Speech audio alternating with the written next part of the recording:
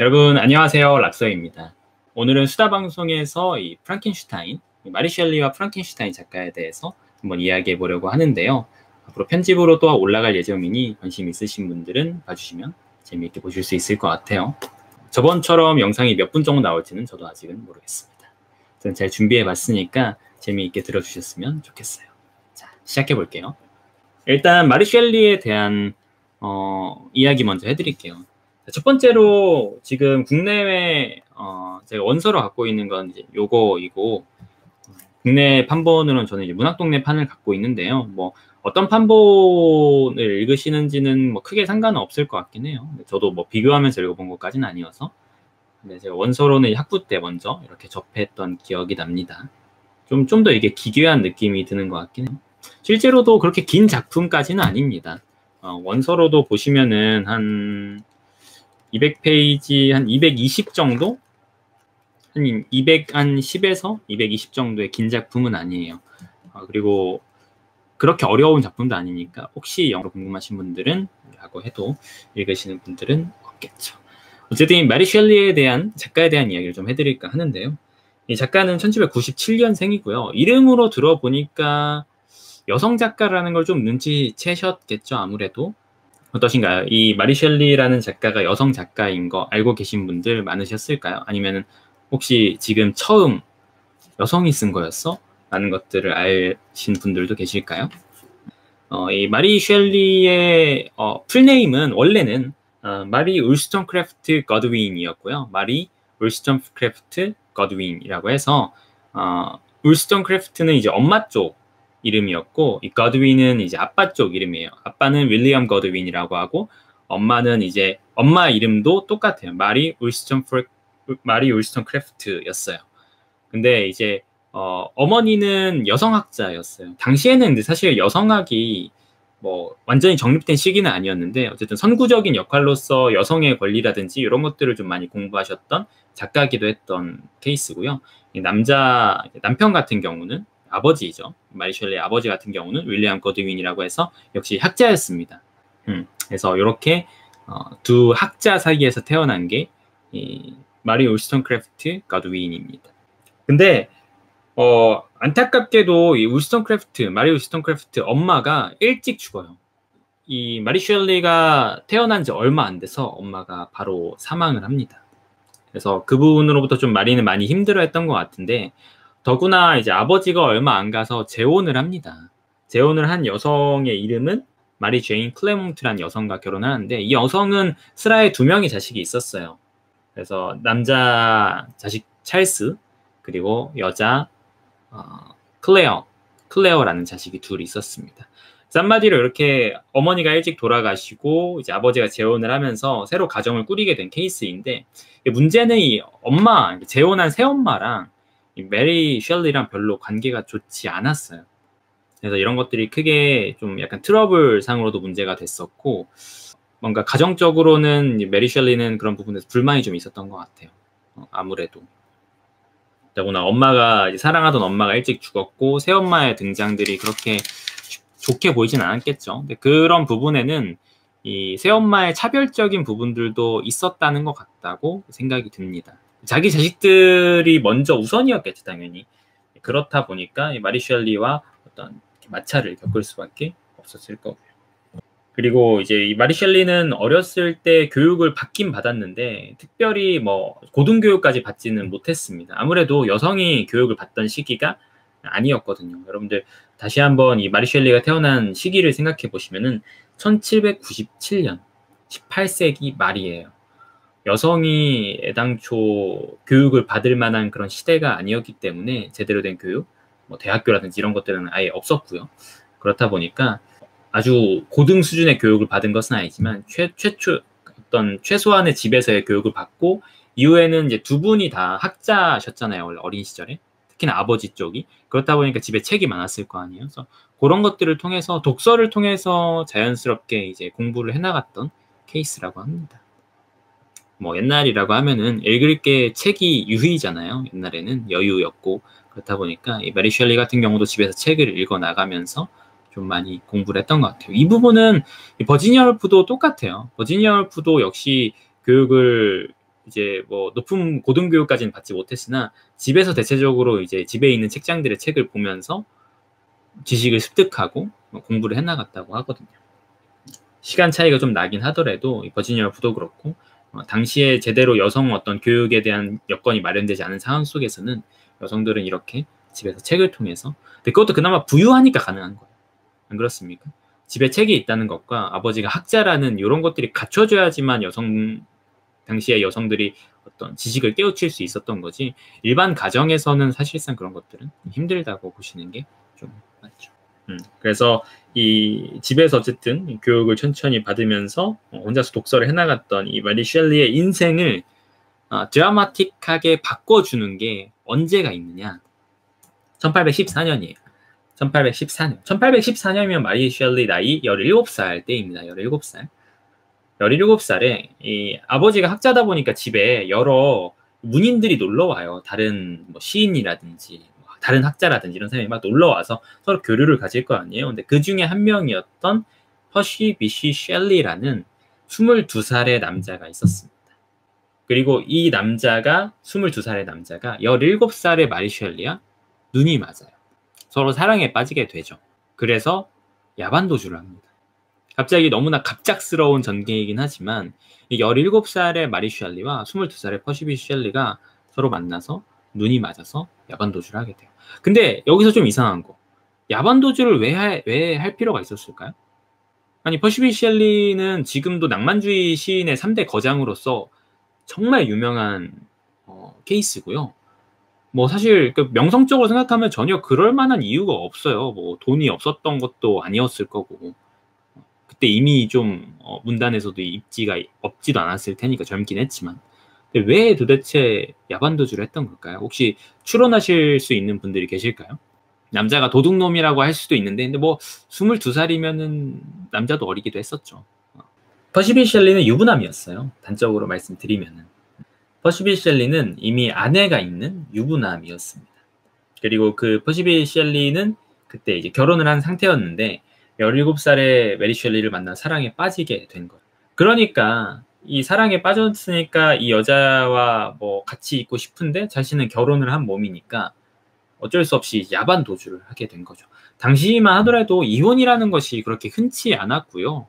지금이야 우리가 이혼이 되게 자연스럽게 이루어지는 경우도 많지만 당시만 생각하더라도 이혼이라는 것 자체가 이렇게 드문 케이스였다 보니까 퍼시비 셸리는 이 17살의 마리 셸리를 만나서 야반도주를 할 수밖에 없었던 거죠.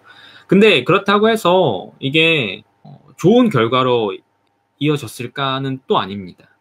왜냐면은 유부남인 상태에서 야반도주를 했고 유부남인 상태에서 불륜을 저지른 거잖아요. 한마디로 마리 셸리와 퍼시비 셸리가 불륜을 저지른 거잖아요.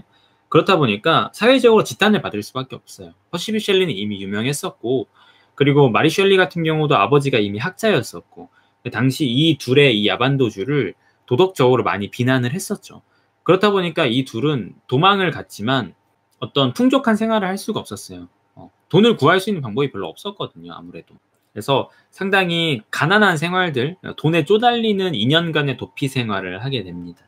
1814년부터 1816년까지 2년간의 도피 생활을 하게 돼요. 그때에 뭐 아기도 낳고 이랬었는데 유산도 해가면서 상당히 열악한 환경 속에서 2년의 도피 행각을 하죠.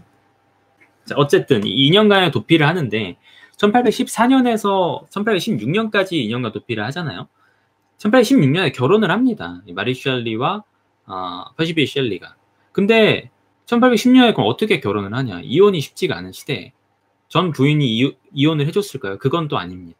여기서 사실 따지자면은 이 마리 셸리와 퍼시비 셸리를 안 좋게 보실 수밖에 없는데 1816년에 퍼시비 셸리의 아내가 자살을 해요. 퍼시비 셸리의 아내인 해리엇이 당시 이제 런던에 있는 강에 몸을 투신해서 자살을 합니다. 그래서 시체가 수습되고 3주인가 안 돼서 이 메리 셸리와 퍼시비 셸리는 결혼을 합니다. 어찌 보면 되게 좀 그렇죠. 아내가 죽고 한마디로 불륜으로 야반도주를 해서 도망을 치다가 현 아내가 죽으니까 그제서야 애인이랑 결혼을 한 케이스라고 볼 수 있죠. 근데 더 이 이야기를 조금 더 끔찍하게 만드는 것은 이 해리엇, 그러니까 퍼시비 셸리의 전 아내는 임신 중이었어요. 뱃속에 아이가 있는 상태였는데 이 퍼시비 셸리가 야반도주를 하니까 2년간 이렇게 힘들어 하다가 끝내 자살을 선택하고 그 상태 이후로 이제 둘이 결혼을 하게 됩니다.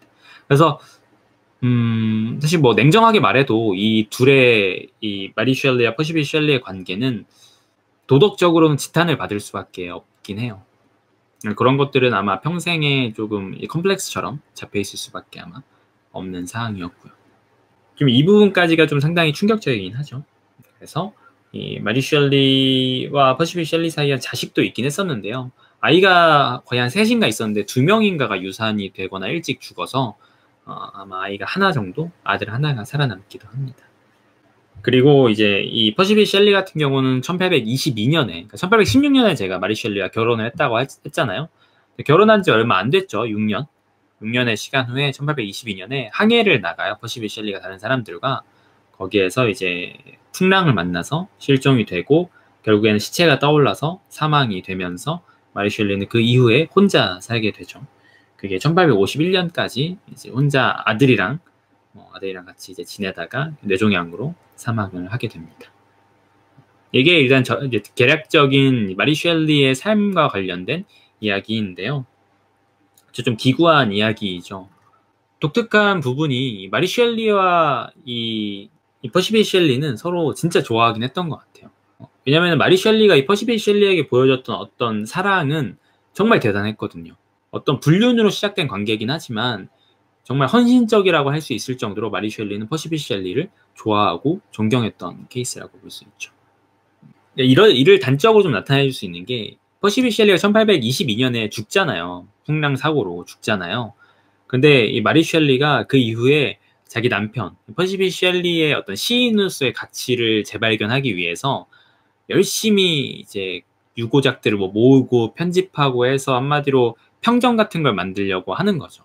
계속 문단에 이 퍼시비 셸리의 작품들을 재조명을 받게끔 계속 이제 출판 작업을 진행을 해요.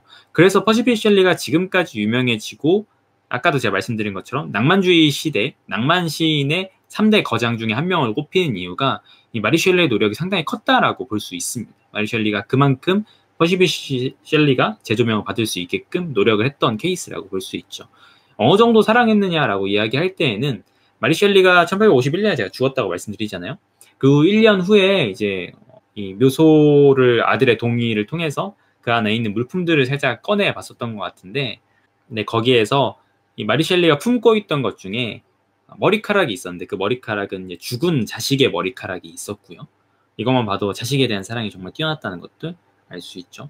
그 중에 또 하나가 뭐가 있었냐면은 남편과의 노트, 퍼시비 셸리의 와 같이 공유했던 어떤 문학 노트들이 있었고요. 그리고 퍼시비 셸리의 시도 하나 있었고요. 그리고 요게 좀 충격적인데 퍼시비 셸리의 재와 심장이 있었다고 합니다. 이게 좀 충격적이죠, 사실. 남편의 재와 심장이 있었다고요. 그러니까 퍼시비 셸리가 시체가 바다에서 이제 풍랑을 만나서 이후에 떠오르고 화장을 진행했는데 그때의 이 재를 좀 빼돌리고 그리고 심장도 빼돌려서 이제 이렇게 간직했다. 약간 기괴하다고 생각하실 수도 있는데 이 마리 셸리 입장에서는 어떤 우리가 심장이라는 것이 한 사람의 어떤 영혼이 담긴 어떤 열정, 정열 이런 것들을 고민하신다고 하면은 좀 마리 셸리가 그만큼 남편을 사랑했고 그래서 그의 심장과 계속 무덤까지 함께하고 싶었던 그런 지고지순한 사랑이 좀 나타났다고 그렇게 볼 수 있을 것 같아요. 흑마술까지는 아닌 것 같고 마리 셸리가 흑마술까지는 아닌 것 같고 어쨌든 그런 케이스라고 합니다. 그러면 이제 퍼시비 셸리는 마리 셸리를 그렇게 좋아했느냐라고 이야기하면 이게 조금 애매한 부분인 게, 자 여기서부터 제가 아까의 이야기로 돌아가서 역시나 충격적인 이야기를 해드릴게요. 1814년에 도망을 가죠. 이 퍼시비 셸리와 마리 셸리가. 사실 둘이 도망간 게 아니에요. 한 명이 더 있었습니다. 셋이서 도망을 가요. 근데 그 세 번째 사람이 누구냐? 바로 이 마리 셸리의 아버지가 재혼을 했다고 했잖아요. 그죠? 새엄마에게 아들과 딸이 있었다고 했죠. 그 중에 딸의 이름이 클레어라고 했어요. 클레어 클레몬트라고 하죠. 바로 이 이복 언니라고 해야 되나? 언니였나? 정확하게 언니였는지 동생이었는지 모르겠지만 어쨌든 이복 형제 이 클레어와 셋이서 도망을 갑니다. 이게 좀 되게 이상해요. 아니 사랑에 빠져서 17살의 마리 셸리와 22살의 퍼시비 셸리가 사랑에 빠져서 야반도주를 했는데 여기에 클레어가 껴서 셋이서 도망을 가요. 근데 여자 둘에 남자 하나잖아요. 뭐 좀 어떤 의심이 가지 않습니까? 이거는 이제 정확한 팩트까지라고는 말씀드릴 수 없긴 하겠지만 정황상 이 퍼시비 셸리와 클레어가 어느 정도의 내연 관계이기도 했었다라는 이야기도 있긴 합니다. 이 퍼시비 셸리가 상당히 자유로운 사랑을 추구했던 사람이었어요. 상당히 진보적인 어떤 정치관을 가지고 있었고 사랑이나 이런 것들에 대해서도 진보적인 가치관을 갖고 있었죠. 요거는 마리 셸리도 어느 정도 공유를 하고 있던 가치관이었고요. 그렇다 보니까 자유로운 사랑, 프리 러브를 되게 주창했던 사람인데 그래서인지 이 마리 셸리가 도망을 치면서 클레어까지 같이 도망을 칩니다. 그래서 이 둘이 내연 관계였을 거라는 이런 어떤 추정도 있습니다. 이런 것들을 조금 더 논지를 강화시켜주는 것 중에 하나가 뭐가 있냐면은 이 퍼시비 셸리의 친구였던 호그라는 친구가 있어요. HOGG예요. 호구 아닙니다. 호구 아니고요. 호그라는 친구가 있는데 이 서로 이렇게 그러니까 서로 이제 사회적인 관계를 가지면서도 은연중에 퍼시비 셸리는 이 호그라는 친구와 이 마리 셸리가 어떤 조금 더 친하게 지내는 그러니까 단순히 근데 그렇다고 사회적으로 지내는 게 아니라 어떤 남녀 관계로 발전하기를 바라기도 했다는 뭐 이런 어떤 자료들도 있어요. 네, 요것 역시도 아주 팩트로서 정확하게 확인이 되었다라고는 제가 좀 말씀드리기 힘든 부분일 수도 있습니다. 제가 찾아본 자료에 의하면은 그러한 언급이 남아 있었던 것 같아요. 이 퍼시비 셸리가 은연중에 자신의 친구였던 호그랑 이 마리 셸리랑 좀 더 친하게 지내길 바랬다. 뭐 이런 부분들. 근데 여전히 아까 이 프리러브 자유로운 사랑을 추구했던 이 퍼시비 셸리라는 사람의 어떤 그런 가치관을 본다면은 충분히 그런 가능성도 있지 않을까 싶습니다. 그러니까 이 마리 셸리는 사실 이 퍼시비 셸리와의 클레어의 관계 이런 부분들에서 상당히 좀 스트레스를 받긴 했던 것 같아요. 스트레스를 안 받았던 건 아닌 것 같습니다. 자신의 남편의 다른 여성과의 관계들 때문에 스트레스를 받았던 것 같습니다. 그러나 그럼에도 불구하고 퍼시비 셸리를 너무나 좋아했고 그래서 사후에 그의 작품들을 막 다시 정리하고 다시 출판하고 이 정도로 그리고 아까 말씀드린 대로 재와 심장을 품속에 이제 부장품으로 같이 들어갈 정도로 남편을 사랑했다고 볼 수 있죠. 어쨌든 좀 기괴하면서도 이 둘의 러브 스토리가 일반적이진 않죠, 그죠? 아주 단순하게 이야기하자면 불륜으로 시작해서 도망쳐서 약간은 막장 스토리가 살짝 섞인 이 둘의 관계였는데요. 자, 이제 우리가 이야기를 이 마리 셸리 이야기를 하다 보면은 반드시 나오는 이야기 중에 하나가 프랑켄슈타인 이야기가 나와요. 근데 여기서는 작품에 대한 직접적인 이야기라기보다는 이 마리 셸리와 퍼시비 셸리가 도피 중에 했던 여행 하나를 언급을 해드릴 거예요. 이 여행이 상당히 중요하거든요.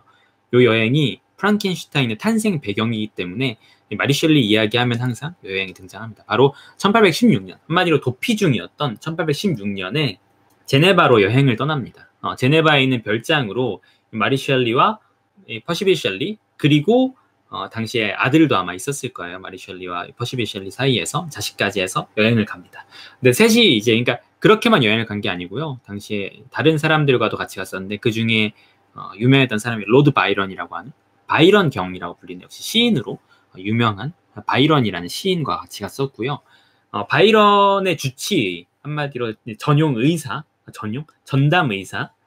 바이런의 전담 의사 존 윌리엄 폴리돌이라는 이 사람까지 해서 이렇게 여행을 해요. 제네바로. 여기가 이제 몽블랑 근처였고 제네바 호수 바로 옆인가 그랬을 거예요. 제가 찾아본 자료에 의하면 당시에 좀 날이 좀 많이 어두웠다고 합니다. 여기에 화산의 영향이 있었다라는 정황이 있어요. 화산의 영향으로 인해서 날이 상당히 어두웠다라고 해요. 그래서 이 여름날에 이 모인 이 파티원들은 이제 같이 이제 여유를 즐기다가 어느 날 이 로드 바이런이 이런 식의 이야기를 해요. 우리 한번 무시무시한 이야기를 한번 해볼까? 왜 우리 또 여름날에 다 같이 모이면 남양 특집이라 해서 꼭 이제 무시무시한 이야기 캠프파이어 혹은 이제 방에 불 꺼놓고 촛불 켜놓고 이제 무시무시한 이야기 하고 하듯이 로드 바이런이 제안을 합니다. 우리 한번 무서운 이야기를 각자 하나씩 만들어서 해볼까요? 이런 식으로. 그래서 이제 이 퍼시 bysshe 셸리도 하고 마리 셸리도 하고 존 윌리엄 폴리더리도 하고 로드 바이런을 이렇게 무서운 이야기를 하나씩 꺼내기 시작하는데 며칠의 과정을 거쳐서 나름대로 이야기를 창작해서 꺼내기 시작해요. 바로 그 자리에서 이 마리 셸리가 꺼낸 이야기가 이 프랑켄슈타인의 원형이 됩니다. 그때 이제 마리 셸리가 한창 신문이나 이런 데를 이제 당시 이제 19세기 초반이었으니까 당시에 뭐 전기자극 실험이라든지 이런 과학적인 발전들이 하나씩 이제 이루어지고 있는 시기였어요. 그런 것들의 이야기를 들으면서 마리 셸리가 떠올린 이야기가 바로 이 전기자극을 통해서 시체를 꿰어서 죽어 있는 것에 생명을 불어넣는 그런 이야기를 상상해내죠. 그게 바로 프랑켄슈타인 이야기가 되고요. 그리고 이 자리에서 이제 처음엔 단편이었어요. 되게 짧은 단편이었는데 이 남편이었던 퍼시 셸리가 그 이야기 한번 장편으로 써보는 게 어때? 라고 이제 마리 셸리에게 계속 종용을 하죠. 근데 마리 셸리는 원래 전문 작가도 아니었고 당시까지만 하더라도 왜냐면은 1816년이면은 1797년생이잖아요. 몇 살 안 되잖아요. 20살도 안 됐을 때예요.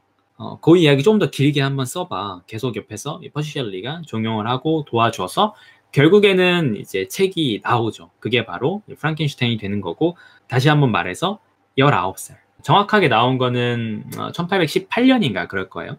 2년 뒤에 네, 개작을 통해 뭐 여러 번 이제 뭐 원고를 되풀이하고 보면서 1818년 그 여행 이후 2년 후인 1818년에 프랑켄슈타인 책이 나옵니다. 그쵸. 1797년생 1818년에 나왔어요. 외국 나이로 따지면 19살의 소설이 나온 거예요.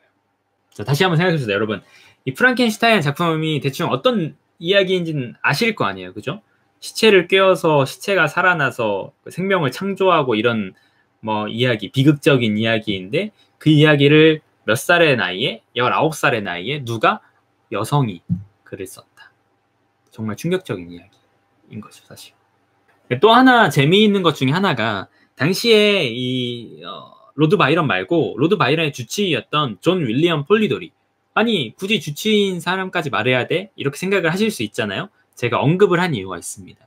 이 존 윌리엄 폴리더리가 당시에 했던 무서운 이야기가 역시나 다음 해인가? 1819년인가에 출간이 되는데요. 작품을 그때 썼던 이야기를 토대로 1819년인가 출간이 되는데 그 이야기가 바로 The Vampire예요. 더 뱀파이어. 바로 이 뱀파이어 소설이 이후 현대 모던 뱀파이어 소설의 원형이 되죠. 원래 이 흡혈귀에 대한 신화들은 기존에 있어 왔어요. 여러분들 다 아시다시피 이런 신화들은 있어 왔는데 그것들이 소설로 나타난 게 이제 존 윌리엄 폴리더리가 1819년에 그 자리에서 아까 말씀드린 1816년 그 여행 자리에서 나온 이야기를 토대로 출간한 게 더 뱀파이어라는 소설이 나왔고 그리고 그게 다시 한번 말씀드리면 모던 뱀파이어 소설의 원형이 됩니다. 그죠? 이거 너무나 독특한 인연 아니에요, 여러분? 생각해보면.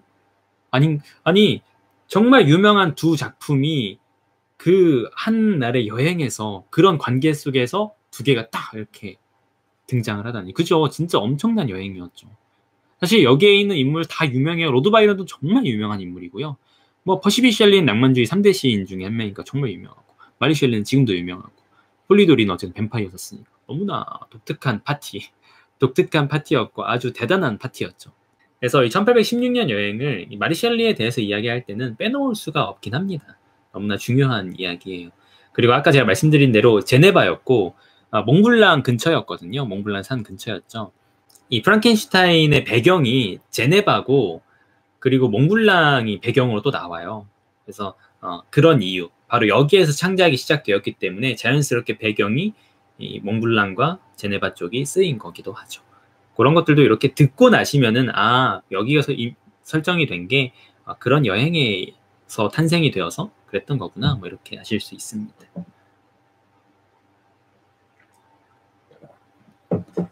그 이후에 좀 제가 하나 더 이제 말씀을 드릴 만한 부분은 이제 책으로 좀 넘어가기 시작하는데 프랑켄슈타인에 관련된 역시 배경 지식 정도를 좀 더 말씀드리고 싶은데 프랑켄슈타인의 책은 이 출판 히스토리, 그러니까 퍼블리케이션 히스토리가 좀 있어요. 판본이 3개가 있습니다. 프랑켄슈타인은. 여러분들이 읽으시는 프랑켄슈타인은 그 중에 한 판본을 하는 거예요. 판본이 총 3개가 있어요. 첫 번째는 1818년 판본. 말씀드렸던 1818년 판본. 처음 나와서 초판이 있고요. 그 다음에 1823년 판본이 있습니다. 어느 정도 약간의 어떤, 개작이라기보다는 좀 1818년 판본에서 하지 않았던 걸 해요. 1818년 판본에서 하지 않았던 걸 1823년에 하고, 그 다음에 31년 판본까지 이렇게 3개의 판본이 있는데요. 각 판본의 특징들에 대해서 조금 말씀을 들려드려 볼게요. 그쵸? 판본에 대한 이야기가 되게 중요해요. 자, 첫 번째 1818년 판본은 이 초판본이고 가장 마리 셸리의 색깔이 많이 드러난다라고 이야기합니다. 그것도 제가 천천히 말씀드릴게요. 차이가 있는지에 대해서. 그런데 이 1818 판본의 그러니까 특징 중에 하나라면은 저자가 익명이에요. 요게 가장 특징 중에 하나, 요게 가장 큰 특징입니다. 저자가 익명이라는 점. 요거는 왜 그랬을 거라고 생각을 하세요? 저자가 익명의 서문을 퍼시비스 셸리가 써줍니다. 혹시 여러분들 추론을 한번 해보시면 좋을 것 같은데 왜 익명으로 나왔을까요? 처음에 내용이 너무 세니까 악플 달릴까봐. 일리 있어요. 일리 있어요. 맞아요. 메리 셸리가 어리니까 그것도 역시 일리 있는 말이에요. 충분히. 근데 두 개를 한번 합쳐보면은 조금 더 일리가 생기지 않을까 싶은데 한마디로 메리 셸리가 어리기도 하고 19살의 소녀이잖아요. 19살인데 소녀야. 여자잖아요. 여성 작가가 흔하던 시절이 아닙니다. 우리가 이제 지금이야 여성 작가들의 활동이 너무나 자연스럽지만 과거에만 이 정도 시기만 되더라도 여성 작가들은 이제 서간체라고 해서 편지를 주고받는 것 정도를 하지 소설을 쓴다거나 뭐 이런 것들은 많이 없었어요. 아무래도. 그래서 여성이 쓴 글들은 이제 자연스럽게 제대로 조명을 받지 못한 경우가 상당히 많았습니다. 19살의 소녀가 이런 기괴한, 당시에는 이제 과학소설이고, 고틱 노벨이라고 해서 공포소설, 기괴한 소설, 이런 것들을 괴기소설을 썼다라고 하면은 상당히 좀 충격을 일으킬 수 있어서 1818년에는 이제 익명으로 나오고요. 1823년 판본은 이 1818년 판본과 큰 차이가 있진 않아요. 큰 차이가 있진 않은데 단 한 가지의 차이가 있다면 바로 뭐냐면은 마리 셸리의 이름을 달고 나옵니다. 이 1823년 판본에서야 마리 셸리 본인의 저자명을 밝히고 나와요. 사람들은 이제 그제서야 요게 19살 소녀가 당시에 썼던 글이었구나 라는 것을 알게 된 거죠. 처음에 이 1818년 판본이 익명으로 나왔었고 또 이 퍼시비스 셸리가 서문을 썼잖아요. 그래서 보통 사람들은 어떻게 생각했냐면은 원래는 요거 퍼시비스 셸리가 쓴 거네 이렇게 생각을 했어요. 요거 퍼시비스 셸리가 쓴 작품이네. 왜 근데 익명으로 했지? 근데 서문까지 쓴 거 보니까 본인이 쓴 거 아닐까? 약간 충격적인 내용이니까 뭐 이렇게도 생각을 많이 했었죠. 근데 실제로는 마리 셸리가 썼던 것이고 1823년에 본인의 이름을 밝히면서 저자의 이름을 밝히고 판본이 나옵니다. 1831년 판본은 1818년 판본에 비해서 많이 좀 수정을 가하는 편입니다. 그래서 요게 뭐 내용도 추가되고 그러는 걸로 알고 있어요. 그래서 1831년 판본이 상당히 유명한 케이스인데 여러분들이 읽으신 판본은 대부분 31년 판본입니다. 대부분 31년 판본일 거예요. 그렇게 길지도 않아요. 꽤 최근까지도 대부분의 저작물들은 31년 판본을 거의 어떤 기준으로 스탠다드로 삼았어요. 축으로. 그런데 최근 연구에 따르면은 문학동네에서도 뒤에 이제 역자 후기에 나와 있는데 최근 연구에 따르면은 이 마리 셸리라는 작가에 대한 재조명이 이루어지면서 1818년 판본이 학자들 사이에선 조금 더 이 마리 셸리라는 작가로서의 마리 셸리를 좀 더 나타내주는 의미에서 일단 학계에서는 조금 더 주목을 받고 있다라고 생각이 듭니다. 문학동네에서 나온 건 1818년 판본입니다. 그 외에 원래 기존 판본들은 대부분 31년 판본이었거든요. 근데 최근에 어떤 연구에 따라서 이 1818년 판본을 조금 더 가치 있게 마리 셸리라는 작가를 조명할 수 있게 이야기하고 있다고 합니다. 그래서 여러분들 마리 셸리 하면 사실 이 프랑켄슈타인밖에 잘 모르시잖아요. 근데 이제 외국에서는 슬슬 이 마리 셸리의 다른 단편들, 장편들 이런 것들을 이제 계속적으로 연구가 이루어지고 있는 상황이에요. 그렇죠. 메리 셸리의 작품들이 상당히 매력적이라서 국내에는 현재 아마 한 권 정도 더 마지막 인간인가? 마지막 인간이라는 책이 출간이 되어 있는 걸로 알아요. 마리 셸리의 작품 중에.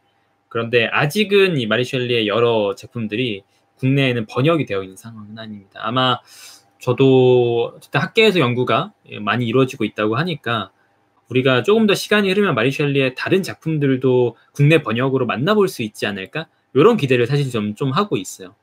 이, 단순히 이 퍼시비 셸리의 아내 그리고 프랑켄슈타인의 저자 이렇게만 마리 셸리가 기억이 된다는 게 조금 아쉬운 부분이거든요. 학계에서도 작가로서 여행기를 쓰기도 하고 다양한 작품을 썼다는 면에서 작가 그 자체로서도 상당히 가치가 있다. 이런 연구가 계속 활발히 진행 중인 작가입니다. 이 정도 말씀드리면은 마리 셸리에 대한 삶에 대한 이야기와 그리고 어떤 이 작품의 출간 배경이라든지 이런 것들에 대한 것들은 좀 많이 말씀을 드린 것 같아요. 이제 앞으로 이야기를 드린다라고 하면은 작품 자체에 대한 이야기를 좀 말씀드릴 수 있을 것 같은데 딱 한 가지만 더 추가를 해보죠. 그 추가란 뭐냐면은 사실 하나의 의문 중에 하나가 뭐냐면은 과연 마리 셸리가 이 프랑켄슈타인을 다 썼을까? 이런 의문이 있는 건 사실입니다. 이런 논란이 있어요. 이건 어디까지나 논란입니다. 의심의 제기예요. 학계에서도 실제로 이제 논의가 되고 있는. 왜 그러냐면은 일단 19살의 소녀가 썼다고 믿기가 좀 힘든 부분들도 있고요. 퍼시비 셸리가 실제로 많은 도움을 줬을 거예요. 단편에서 이제 장편으로 써보라고 제안했던 것도 퍼시비 셸리였으니까 아마 이 마리 셸리가 쓰는 당시에 퍼시비 셸리가 많은 도움을 줬을 거라고 생각합니다. 그러니까 그런 의미에서 처음에 사람들이 제기했던 의문, 사실 이거 익명으로 나왔을 때 이거 퍼시비 셸리 작품 아니야? 라고 했던 것들도 어느 정도 이해가 가는 이제 부분인 거죠. 그 이후에 마리 셸리가 썼다고 하더라도 과연 이제 어디까지 마리 셸리가 썼을 것인가? 이 퍼시비 셸리가 도움을 준 영역이 어디까지이고 그래서 이 저작물을 온전한 마리 셸리의 창작물로 봐야 될 것인가? 이런 것에 대한 논의도 있긴 합니다. 그러나 요거는 어디까지나 학계에서 논의되는 논의이니까 뭐 우리로서는 크게 결론이 날 때까지 신경 쓰지 않아도 되는 부분이긴 하고요. 우리는 그냥 마리 셸리의 저작물로 일단 인식을 하고 추후 연구를 통해서 그런 부분들이 밝혀지면은 뭐 그때 다시 알아보는 것도 좋지 않을까 싶습니다. 아, 그래요? 서세이가 누군지도 모르는데 저는 찾아봐야지. 아, 그렇구나. 제가 왕자의 게임을 안 봐가지고 그거는 잘 모르겠네 아직. 작품에 대한 이야기를 좀 해드릴까 해요. 뭐 저번에는 사실 소송을 이야기할 때 작품에 대한 이야기를 못했던 것이 여러분들이 이제 스포 하지 말라고 말씀을 해주셔서 저번에는 말씀을 못 드렸는데 마리 셸리의 프랑켄슈타인에 대해서는 여러분들 200년 넘은 작품이니까 좀 이거는 내용적으로 이야기를 해도 괜찮을 것 같다는 생각을 하고 있습니다. 그래서 작품에 대한 이야기를 좀 해드릴게요. 그리고 잠깐만요. 제가 혹시 이 말씀 못 드린 부분들이 있는지 한 번만 볼게요. 아, 맞아요. 요거 말씀 못 드렸다. 아까 이 마리 셸리와 퍼시비 셸리랑 같이 야반도주 한 게 클레어 클레몽트라는 이 여성이 있었다고 했잖아요. 이복 형제가 있었다고 했잖아요. 이 클레어 클레몽트는 자식이 하나 있는데요. 자식이 하나 있는데 그 자식이 누구의 자식이냐? 로드 바이런의 자식이라는 이야기가 있어요. 그러니까 로드 바이런은 아마 자신의 자식이라고 인정을 안 했을 터인데 그래서 클레어 클레몽트 혼자 키운 자식이 있습니다. 로드 바이런의 아이라고 주장이 되어지는 그런 부분에서 우리가 아까 계속 그 연장선상에서 아니 얘네 좀 이런 생각도 드실 수 있겠죠. 요거 하나가 제가 깜빡하고 말씀을 못 드렸던 거네요. 요런 게 약간 TMI죠, 사실은. TMI고 알아둬도 전혀 쓸데없는 정보긴 한데 들어보면 뭐 재미있는 거. 원래 이런 격가지 정보들이 재미가 있는 법이잖아요. 그죠? 약간 이들의 관계가 좀 복잡했다. 뭐 이 정도로 기억하셔도 되고 그냥 둘이 야반도주 했다. 야반도주 했다. 불륜이었다. 뭐 이 정도만 기억하셔도 그래도 그거는 아마 안 잊어버리실 것 같아요. 그죠? 5분 정도만 쉬었다가 작품에 대한 이야기를 좀 들어갈게요. 혹시 또 이제 작가에 대한 질문들 마침 또 시간 되신 지금 딱 쉬는 타임에 말씀해 주시면은 이야기를 하다가 작품으로 한번 들어가 보도록 하겠습니다. 이런 부분들이 좀 재미있죠. 그냥 이 프랑켄슈타인을 작품을 그냥 읽는 것보다 이렇게 좀 전후 사정들을 듣고 읽으시면은 조금 더 이입하게 되고요. 좀 더 작품이 재미있게 다가오는 부분들이 있어요. 딱 그것만 기억해도 19살의 소녀가 쓴 작품이라고? 뭐 이런 식으로만 기억해도 상당히 흥미롭게 읽으실 수 있는 작품이고.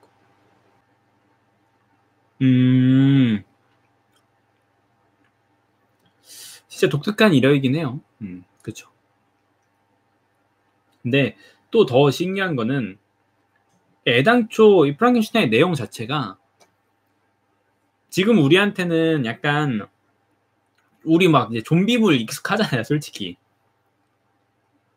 그쵸? 우리 지금은 좀비물 같은 거 익숙해서 뭐 얼마 전에 그 왜 국내 드라마 킹덤이었나? 맞나요? 좀비 나오는 것도 막 유행하고 했었는데 지금도 충격적인 정도면은 당시에는 진짜 뭐야 이거? 도대체 뭐야? 이거 왜 이렇게 기괴해? 무서워? 이런 느낌 많이 있었을 거예요. 진짜. 무섭다는 느낌이 있었을 거예요. 진짜 그럴 거 아닐까? 글쎄요. 뭐 헐크의 시작에 대해서는 제가 정확하게 알지는 못하지만 일반적으로 이 프랑켄슈타인은 어떤 SF 문학의 시초라고 불리긴 합니다. 이 사이언스 픽션 혹은 이 기괴 소설의 상당한 선구자 역할을 했기 때문에 아마 많은 SF 문학이 이 프랑켄슈타인으로부터 그렇게 많이 벗어나진 않을 거예요. 어느 정도의 영향은 항상 있을 수밖에 없습니다. 초록색이? 저도 그 느낌 했는데 사실 작품 내에서는 초록색이 아닌데 작품 내에서는 초록색 아닌데 우리에겐 초록색으로 인지가 되죠. 그리고 아마 스토리 플롯상으로도 뭐 헐크라고 하더라도 뭐 변신하게 된 계기 이런 것들은 좀 다를 수 있지만 결과적으로 괴물로서 배격받고 배반당하고 이런 스토리는 사실 큰 틀에서 보면 프랑켄슈타인이랑 그냥 똑같아요. 프랑켄슈타인에서의 크리처가 도망다니고 쫓기고 배신당하고 뭐 이런 과정들을 역시 똑같이 나와 있으니까 그 이야기 구조를 어떻게 살리느냐가 다른 거겠지 전체적인 이야기의 어떤 플롯은 비슷하다고 볼 수 있습니다.